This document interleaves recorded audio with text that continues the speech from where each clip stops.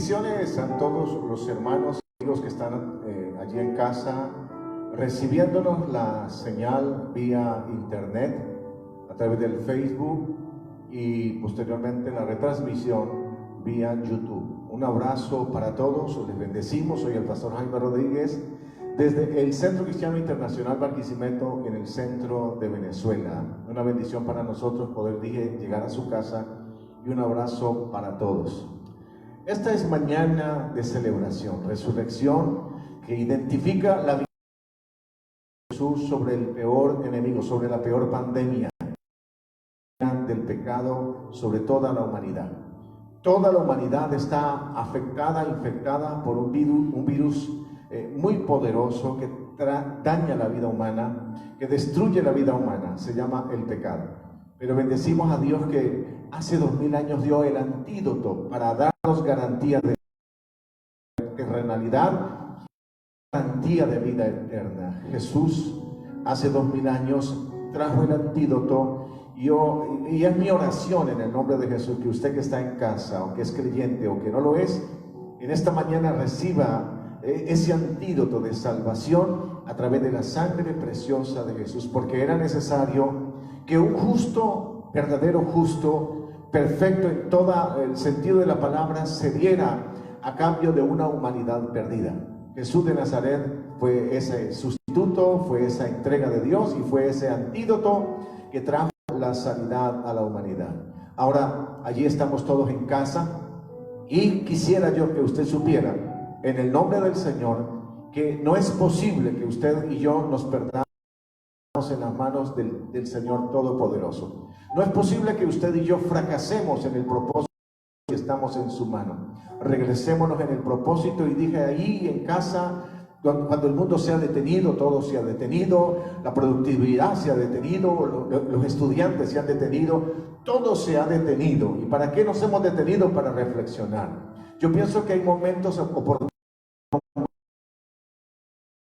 se detiene. Pensemos en ese ejecutivo, hombre emprendedor de negocios, que se levanta mañana, tarde y noche, trabaja, proyecta el futuro. Y estoy colocando un ejemplo, Steve Jobs, que ya se fue hace mucho rato de este escenario. Fue un hombre que trabajó 24 horas al día prácticamente. Mientras que estaba en cama, trabajaba mientras que iba en su carro hacia el trabajo, y en el trabajo, pues obvio, trabajaba mucho más.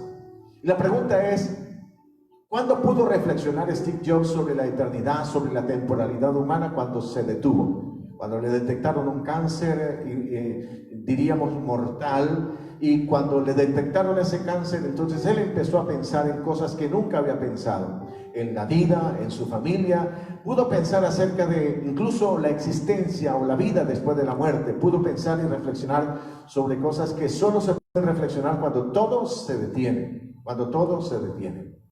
Ahora, lo interesante es que en este proceso de detenernos hay algo extraordinario de parte del Señor, y es que Él nos permite, reflexionar, nos permite poner las ideas en su lugar, y ahora ya con ideas puestas en su lugar, medir qué es lo importante. ¿Qué es lo importante? ¿Qué es lo más importante para esta vida? ¿Se acuerdan de una frase de Jesús hace 2000 años? Y si no la saben, se la quiero traer a cotación. El Señor dijo, mire, no se afanen por la comida, no se afanen por el vestido, porque ¿qué es más importante? ¿Es más importante el cuerpo que el vestido, o es más importante la vida que la comida?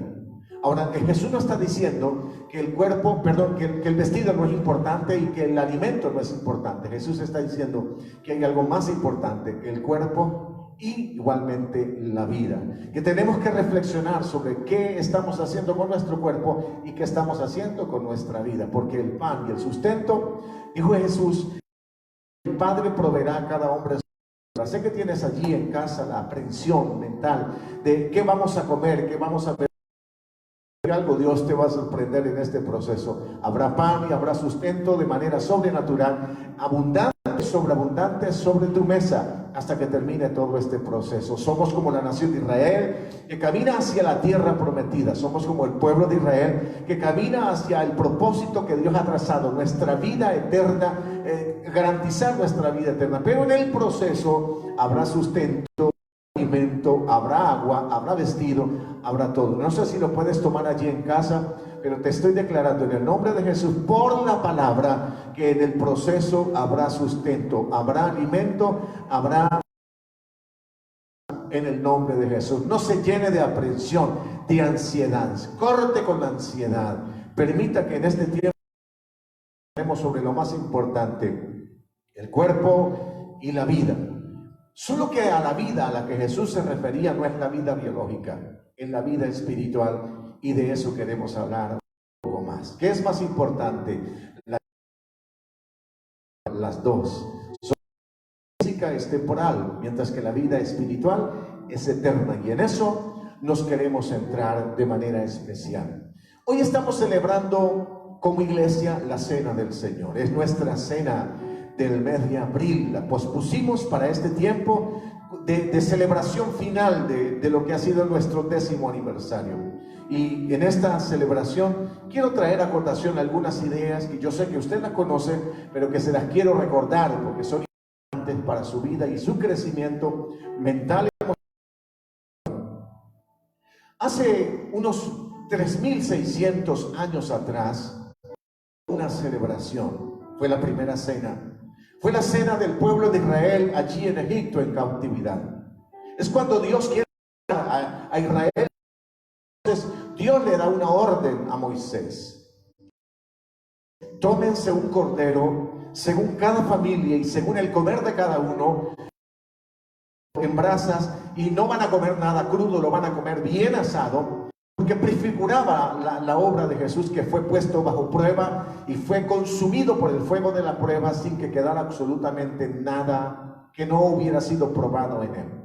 Lo extraordinario es que Moisés hace unos 3600 años atrás, de una manera sobrenatural, obedece la dirección divina, comen, marcan incluso los dinteles de las puertas de las casas allí en Egipto, y dice la Biblia que en aquella celebración el pueblo de Israel recibió la libertad. ¿Qué recibió Israel? La libertad. Salieron de la esclavitud, empezaron a entrar en una vida nueva de dependencia de Dios.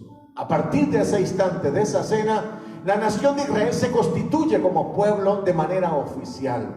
Es el momento en que Israel deja de ser solo una promesa de Dios dada a Abraham y Isaac, para constituirse frente a la nación más poderosa de su tiempo. En este caso es Egipto. Y lo extraordinario, el pueblo de Israel venció, o más bien el Dios de Israel venció a todos los dioses egipcios, porque la guerra que hubo fue una guerra entre los dioses de Egipto versus el Dios de Israel.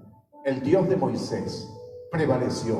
Señales y milagros fueron hechos, y la última señal, que era la muerte de los primogénitos, estaba determinada dentro de un marco de una cena, una comida que preservaría la vida de los primogénitos, pero guardaría también la vida de todas las personas que estuvieran en casa en aquel entonces. Creo que es una señal o un efecto especial lo que se está dando en nuestras casas en esta mañana, porque espero que usted haya preparado la copa de vino normal y no tiene pan. Entonces use un elemento que usted considere que puede usar en esta mañana como un símbolo, sin que eso signifique que podemos reemplazar estos símbolos. Pero vamos a participar de una celebración que habla acerca de libertad, de liberación y de vida. Porque la primera cena que se hizo hace unos 3600 años habla de libertad de una nación, el pueblo de Dios, habla de la libertad, de la bendición de un pueblo escogido, el pueblo de Dios, y habla también acerca de la salida hacia la tierra prometida de un pueblo que estaba en los propósitos de Dios de constituirse en el pueblo que traería luz y revelación a las naciones de la tierra. Es que después de aquella cena, Israel nunca jamás volvió a ser igual.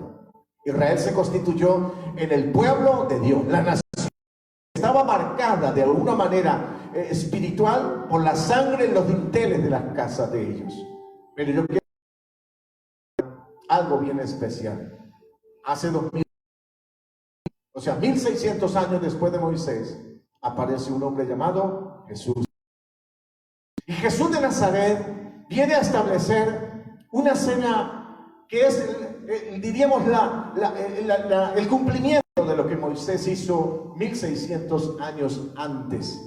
Porque lo que Moisés hizo allá en Egipto era una simbología de lo que el Cordero de Dios, el verdadero Salvador del mundo, haría por toda la humanidad. Él se entregaría, Él entregaría su vida. Él sería el que marcaría los dinteles de nuestra vida, no de las puertas solamente de nuestra casa, sino nuestra vida está marcada por la sangre preciosa de Jesús. Quiero decirle que si la sangre de Cristo está marcando el corazón, tu alma, tu corazón, tu alma, entonces tienes protección. Hay protección, hay cobertura. Ahora, esto no es un tema simbólico, eso es un tema real. Ahora quiero referirme a aquella noche, porque aquella noche los discípulos estaban, más bien aquel día antes, o en el día de la Pascua, los discípulos estaban pensando en dónde vamos a preparar la Pascua, porque para Israel, dije, la Pascua era la libertad de su nación, es la constitución de la nación de Israel como pueblo especial, como nación oficial. Y entonces, preocupados, ellos dijeron: Señor, ¿dónde quiere que preparemos la cena? Y entonces Jesús les dio las indicaciones, y en un aposento alto alguien anticipadamente había preparado todo. Estaba el vino. Ahora la pregunta es: ¿por qué no? Porque en la figura de los evangelios no aparece el cordero. El pueblo de Israel siempre preparaba el cordero, no sino el cordero era la clave de la celebración. Porque el cordero pascual, que es Jesús, está en persona. Y entonces Él viene a cumplir lo que Moisés había hecho de manera simbólica unos cuantos cientos de años atrás. Es que Jesús aquella noche tomó pan y tomó vino. Y al tomar el pan y al tomar el vino, lo prefiguró como si fuera Él mismo. Pero allí hay un elemento extraordinario, hay unos elementos extraordinarios que usted y yo debemos capturar en esencia. Porque cuando Jesús de Nazaret aquella noche toma pan, Él toma un pedazo de pan, una hogaza de pan, un pedazo de pan, y lo parte y lo da a los discípulos. Lo extraordinario es que Él dice: esto es mi cuerpo, convirtiendo el pan, diríamos, en una prefiguración acerca de sí mismo. Y aquí entonces debemos entender que hay algo oculto, no podríamos decir, sino revelado en el tema del pan. Porque el pan, escúcheme, no viene de la nada. El pan es primero una semilla de trigo que se siembra en el campo. Y después la semilla crece. Y en la mano del cultivador, este cultivador la lleva a un proceso de molienda. Y en el proceso de molienda, el grano de trigo tiene que ser fracturado, tiene que ser triturado, tiene que ser, a fin de que después, en la unión del agua y de los elementos que se agregan, se pueda constituir en el pan que se mete después al horno. Y estando en el horno es donde Él toma la característica que nosotros conocemos como el pan. Jesús de Nazaret está prefigurando algo. Si Él es el pan de vida, si Él dice: esto es mi cuerpo, y habla acerca de un poco de trigo amasado, metido en el horno, está hablando acerca de su identidad. Lo extraordinario de Jesús en este pasaje es que Él nos está revelando a través de esta palabra que Él, al ser el pan, Él fue molido. Y no molido de cualquier manera. Él más bien, Él fue sembrado, Él fue cultivado por el Padre, pero llegó un momento en que los granos de trigo, por llamarlo de alguna manera, Jesús mismo en su carácter estaba perfectamente transformado, preparado para ser determinado en el alimento que salvaría a la humanidad. Porque quiero recordarle, el pecado Adán y Eva del árbol que no deberían comer, pero Jesús lo resolvió por otra comida, su propia humanidad que iba a ser entregada, y que nosotros por la fe íbamos a comer creyendo que Él es el Salvador. Dios no metió a su Hijo Jesús, el grano de trigo que el cielo sembró en la tierra, en una burbuja protectora. No, Dios lo expuso a los elementos.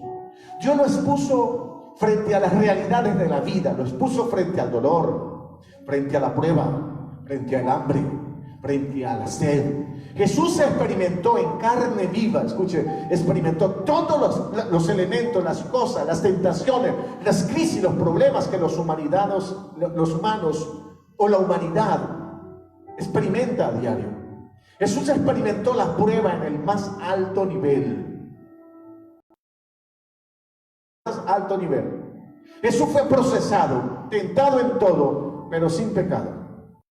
Por ello, aquella noche, lo que se era el pan, la levadura, la purificación del pecado. Y este pan que Jesús estaba comiendo aquella noche era un pan sin levadura. O sea, Jesús fue procesado en la vida, fue sembrado, cultivado por el Padre, fue molido por el Padre, y no se le agregó levadura porque en Jesús no había naturaleza de pecado, no había pecado en él. No, Padre. Él vino a tomar nuestro lugar y no le falló a Dios. La confianza de Dios no fue traicionada en esta ocasión. Adán y Eva y todos los hombres que están en la tierra le fallamos a Dios, unos más que otros. Sé que usted que me está viendo no tanto, pero el vecino que está al lado de su casa, ese sí le ha fallado a Dios de manera terrible. Pero quiero decirle, todos le hemos fallado a Dios.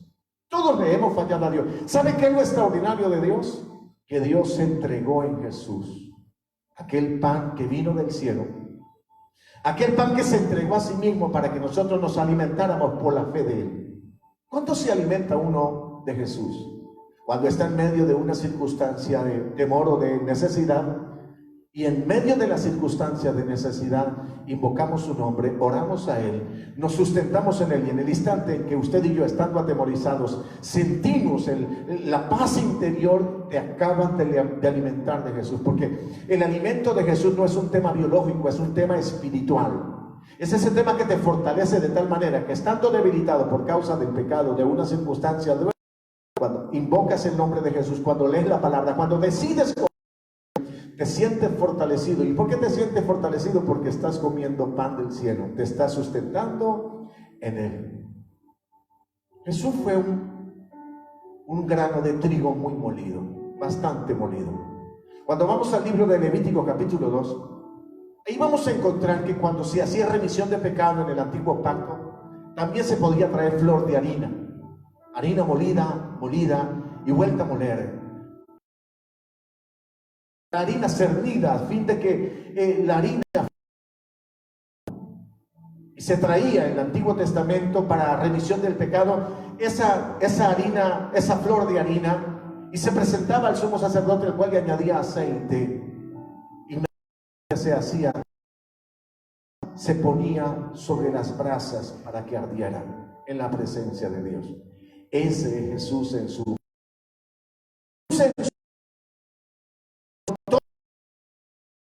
Él era perfecto. Jesús hizo algo como trigo, se dejó moler por el Padre y después se dejó meter al horno de la prueba, al horno de la cruz del Calvario, porque la cruz del Calvario no fue una prueba mediana, fue una prueba terrible, porque allí Jesús recibió todo el castigo que usted y yo merecíamos por nuestro pecado. Jesús es un pan muy bien cocido en el horno de la prueba. Y Jesús, al salir del horno de la prueba, se constituyó en el pan que usted y yo todos los días por la fe tomamos para fortalecernos en los procesos de la vida. Pero Jesús hace 2000 años, tomando pan, dijo: esto es mi cuerpo, que por vosotros es molido, que tómenlo todas las veces que hagan memoria de mí. Tómenlo todas las veces que hagan memoria de mí. Recuerden mi venida. Todas las veces que lo tomen, hagan memoria de mí. Ahora, nosotros no hacemos memoria de un cadáver. Nosotros no hacemos memoria de alguien que está ausente. Nosotros hacemos memoria de alguien que está presente. Jesús de Nazaret está allí en tu casa y está en mi casa. Está en este lugar, en este momento. Jesús está en todo lugar de la tierra. Él es omnipresente. Está donde quiera que es invocado su nombre. Y donde alguien reclama su presencia, Él está allí de manera sobrenatural. Él sigue siendo pan que sustenta. Pero una vez termina de entregar el pan, Jesús agrega algo más. Jesús toma la copa y dice: esto es mi sangre. La pregunta de muchos es: ¿por qué no toma agua? ¿Por qué no toma otro elemento? En estos días alguien al que le encanta el café dijo: si mire, si Jesús hubiera vivido en este tiempo hubiera tomado café. Yo quiero decirle algo, no funciona la figura. Porque Jesús de Nazaret no tomó vino simplemente como un elemento casual, sino que el vino contiene un elemento simbólico sobrenatural acerca de quién es Jesús y acerca de qué significaba su sangre. Quiero que recuerden que aquella noche en que Jesús tomó el vino, después salieron pasando el torrente del Cedrón hacia el Getsemaní. La Biblia dice que yo soy la vid verdadera. ¿Qué dijo Jesús acerca de sí mismo? Yo soy la vid verdadera. Ahora quiero que noten algo, porque si Jesús es la vid verdadera, entonces que hay una... Y esa vid falsa está en el libro de Isaías capítulo 5, verso 1 en adelante. La vid falsa fue Israel. Fue que fue sembrada en tierra prometida, a la que se le proveyó todo para que fructificara, y sin embargo Israel nunca pudo dar fruto. Extraña, una vid que en vez de dar frutos para que sacaran vino de allí, dio uvas silvestres. Notamos algo: Dios ya había plantado una vid, era Israel. Sin embargo, Jeremías, hablando de Israel, dice: ¿cómo tú, siendo vid verdadera, te me has vuelto vid de sarmiento o sarmiento de vid extraña? Significa que Israel, aunque fue podado, cultivado, trabajado por Dios, nunca respondió a la expectativa y a la inversión que Dios había hecho con este. Él no pudo hacerlo. Alguien vino a sustituir a Israel. Ahora esta vid es verdadera, tiene la simiente verdadera, tiene el carácter correcto. Y yo quiero que ustedes recuerden que una vez se cosechaba la vid, se recogían los racimos de uva, se llevaban y se ponían sobre el lagar. El lagar era una caja de madera con unos conductos que conducían el jugo de la vid hacia unos toneles donde después se colocaban en lugares de fermentación a fin de que se produjera un vino de buena o de alta calidad. ¿Sabe cómo se hacía? Se llevaban las vides, se metían allí en ese lagar, en esa caja de madera donde las mujeres danzaban con se quitaban sus zapatos, sus sandalias y saltaban sobre la vid, porque para Israel la cosecha de la vid era símbolo de la promesa que Dios le había dado en Egipto, que saldrían y ellos podrían tener su propio vino, podrían tener su propio pan, cosechar su propio alimento. Las mujeres y los hombres caminaban sobre la vid y la aplastaban.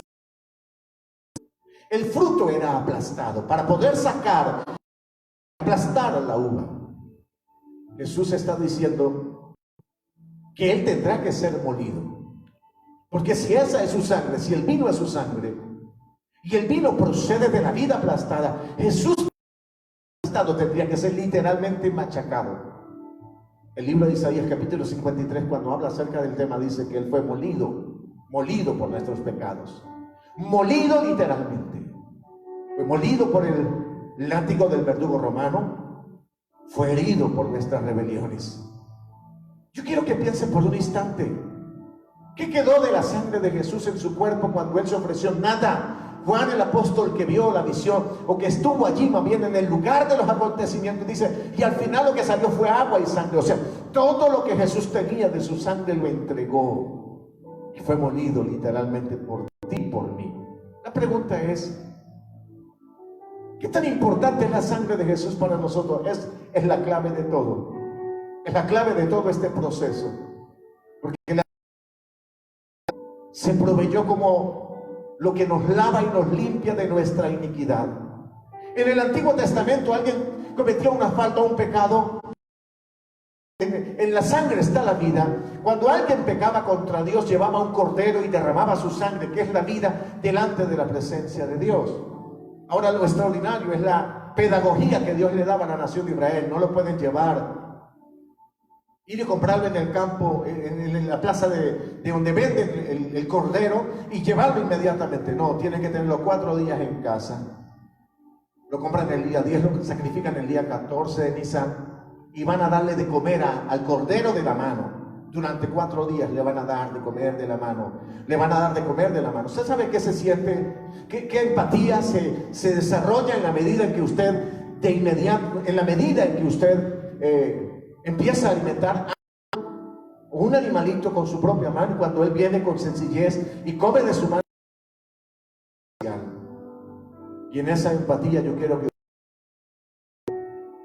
cuando un judío llevaba un sacrificio, se había encariñado con él 4 días y ahora tenía que presentarlo al sumo sacerdote, y el sumo sacerdote, cuando pasaba la navaja o el cuchillo en el lugar del sacrificio sobre la garganta del animal, traspasando los pecados del pecador al animal y derramando la vida del animal, este hombre se sentía terriblemente mal. La idea de Dios era que entendiéramos que el pecado produce muerte, pero que solo la sangre puede redimir, podía redimir. Jesús es nuestro sustituto en la cruz del Calvario. Él tomó la copa muy consciente que lo que venía era el ser molido. El ser molido. Fue molido como trigo, fue molido como vid verdadera. Por ello, hoy cuando tomamos la copa en casa, no tomamos una copa de vino normal, tomamos el sacrificio y el esfuerzo de Jesús, la entrega de Jesús por. Al tomar el vino, al beber de la copa, usted y yo vamos a beber la vida de Jesús, que se nos da de manera sobrenatural, que entra en nuestra vida con el único propósito de provocar alegría y gozo en nuestro corazón.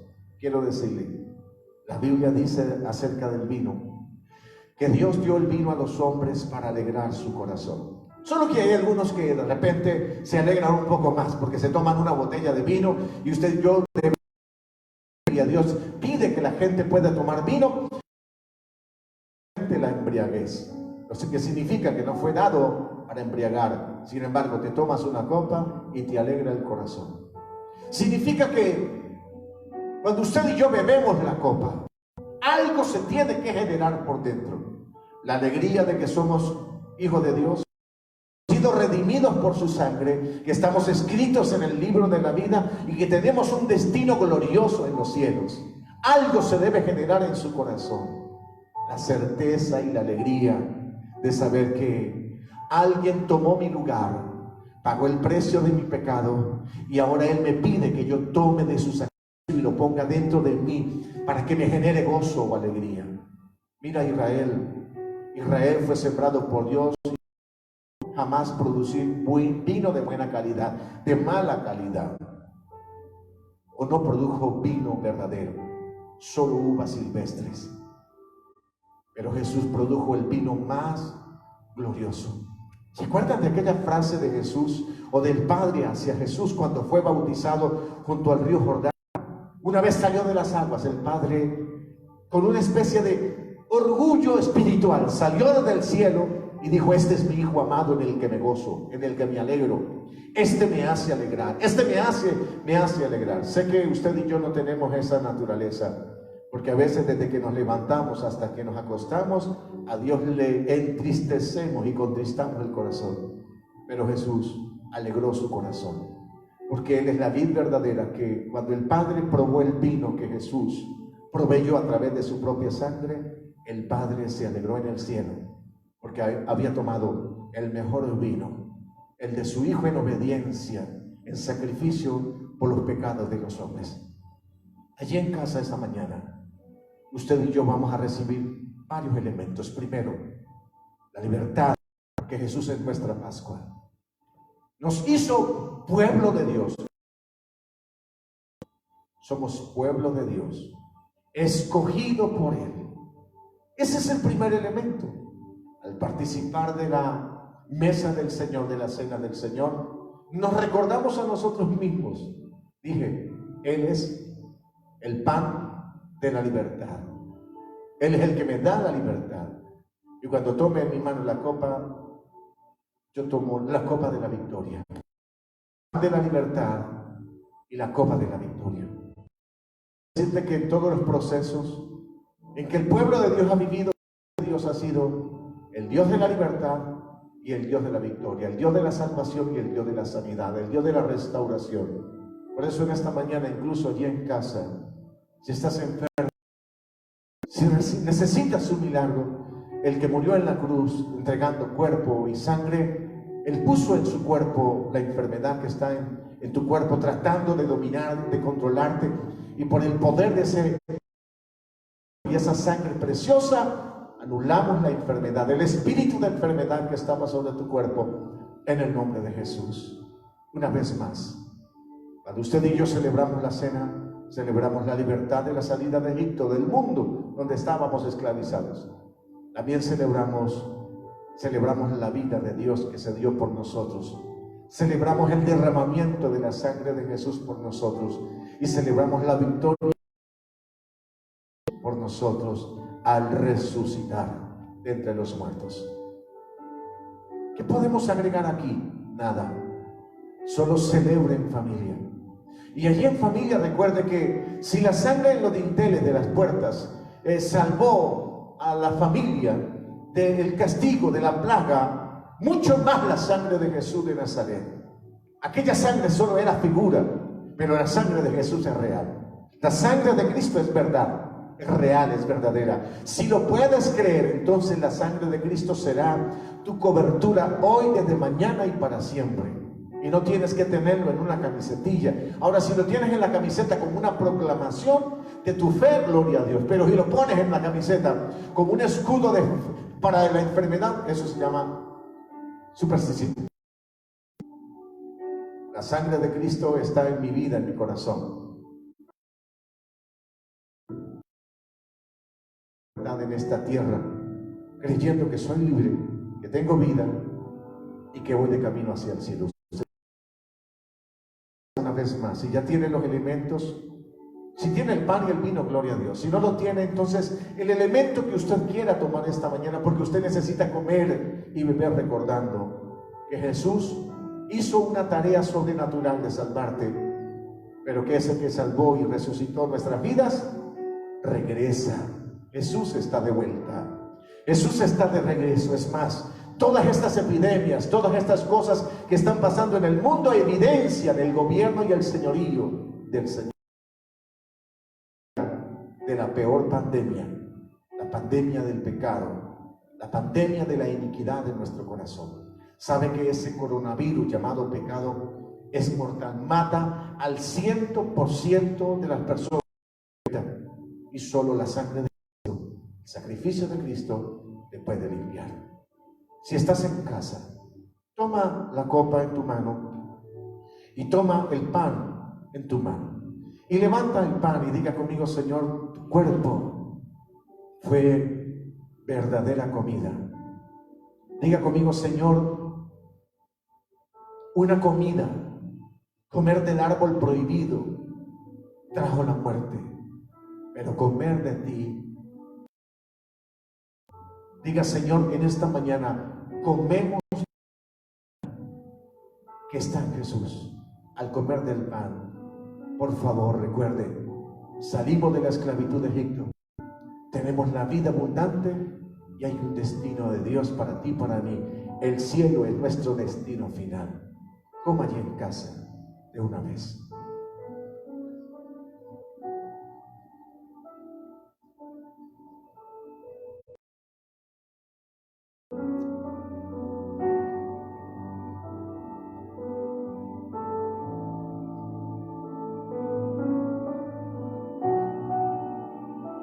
Una vez Jesús tomó el pan y lo comió.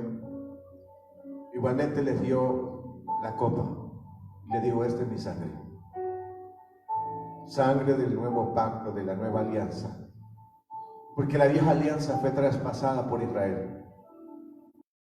En la nueva alianza Jesús cumplió todo el requerimiento de Dios para salvar la humanidad.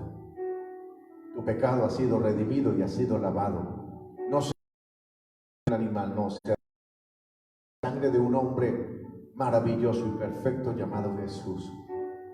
Al beber de la copa, bebes de la copa de la libertad, de la vida eterna en Jesús de Nazaret. Por favor, toma la copa.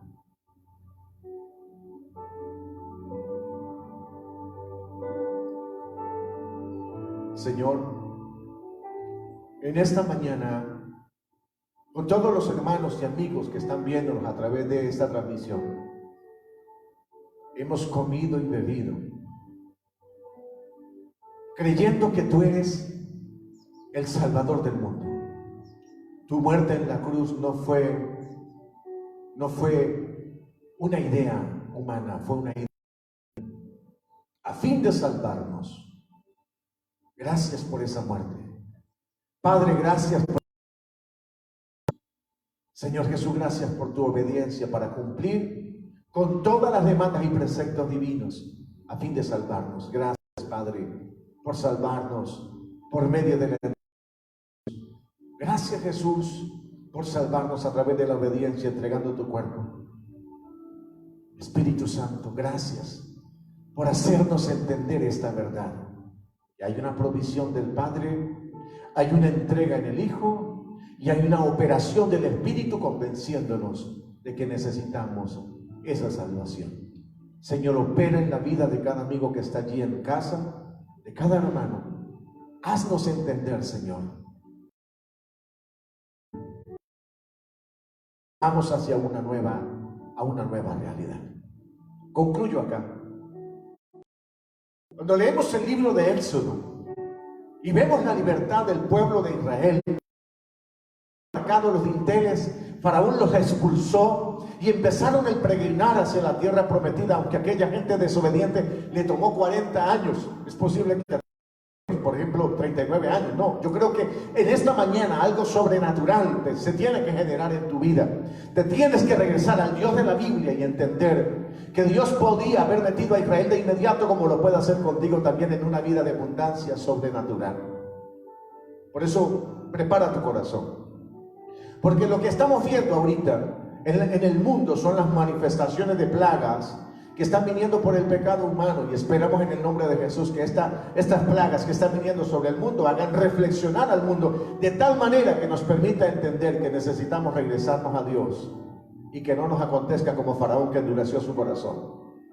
Que Dios nos guarde de tener un corazón duro y que Dios nos permita desarrollar un corazón renovado, bendecido por el poder de la palabra. A ti, amado hermano que estás en casa, te bendigo tu casa, bendigo tu familia. Dije, habrá provisión, no porque yo lo declare, es que la palabra, Dios al pueblo de Israel le proveyó todo en el proceso. Jesús le proveyó a la iglesia todo en el proceso. Así que con confianza caminemos. No importa cuánto confinamiento, entre comillas, tengamos que tener, porque no estamos confinados ni sitiados. Recuerda, estamos guardados en Dios, guardados para propósitos perfectos. Y mientras que estás en casa, crece, madura. Vas a ver una película, véate una película que te ayude a edificar, que te ayude a crecer, que te ayude a madurar. Haz tu altar en familia. Sigue orando en familia. Ora por tus hijos, ora por tus vecinos, ora por tus compañeros de trabajo. Ora para que el corazón de esos hombres y mujeres que nos conocen pero no han entregado su corazón al Señor se vuelvan a Cristo. Te bendigo en esta mañana, en el nombre de Jesús.